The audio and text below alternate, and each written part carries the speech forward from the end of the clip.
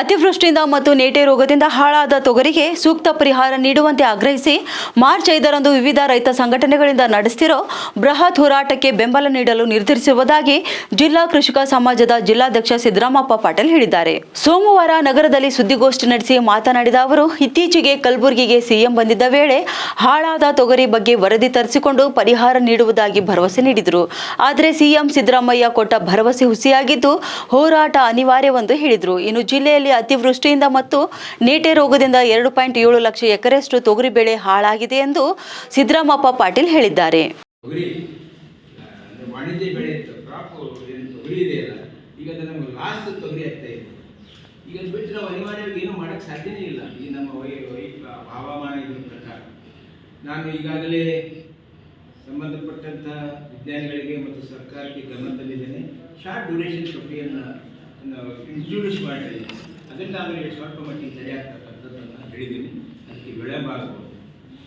ಪ್ರತಿ ಸಲ ಭಾಳಷ್ಟು ಸಲ ಬೆಳೆ ಹಾನಿ ಆದಾಗ ರೈತರು ಅನಿವಾರ್ಯವಾಗಿ ತಮ್ಮ ಬೇಡಿಕೆಗೆ ಮನವಿ ಸಲ್ಲಿಸತಕ್ಕಂಥದ್ದು ಹೋರಾಟ ಮಾಡ್ತಕ್ಕಂಥ ತಾವೆಲ್ಲ ನೋಡಿದ್ದೀವಿ. ನಾವು ಕೃಷಿ ಸಮಾಜದಿಂದ ಈ ಹಿಂದೆ ಅನೇಕ ಸಲ ಮಾಡಿದ್ದೇವೆ. ತೊಗರಿ ಬೆಳೆಗಾರರ ಸಂಘ ರಚನೆ ಮಾಡಿನೂ ಹೋರಾಟ ಮಾಡಿದ್ದೇವೆ. ಆದರೆ ಇವತ್ತು 5ನೇ ತಾರೀಕು, ನಾಳೆ 5ನೇ ತಾರೀಕಿಗೆ ರೈತರು ಹೋರಾಟಕ್ಕೆ ಮುಂದಾಗಿದ್ದಾರೆ. ಅದು ಒಂದು ಹೆಲ್ದಿ ಡೆವಲಪ್ಮೆಂಟ್ಸ್ ಅಂತ ನಾನು ಭಾವಿಸ್ತೇನೆ.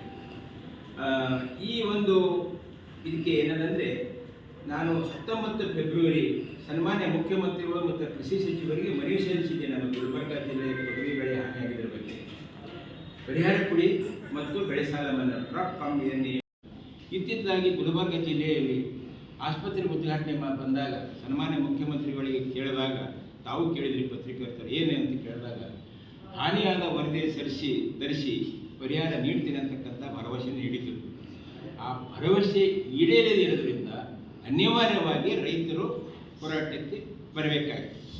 ಯಾವ ರೀತಿ ಮಗು ಅಳದನೆ ಮನೆ ಹಾಗೆ ಕುಡಿಸಲು ತಾಯಿ ಅಂದ ಹಾಗೆ ನಮಗೆ ಸರ್ಕಾರವೇ ತಾಯಿ ಅಂತ ನಮ್ಮ ಭಾವನೆಯಿಂದ ನಾವು ವಿರೋಧ ಅಂತಲ್ಲ, ನಮ್ಮ ಅಳಿವು ತೋರಿಸಲಕ್ಕೇ ಇದೊಂದು ಹೋರಾಟ ಮಾಡ್ತಾ ಇದ್ದಾರೆ.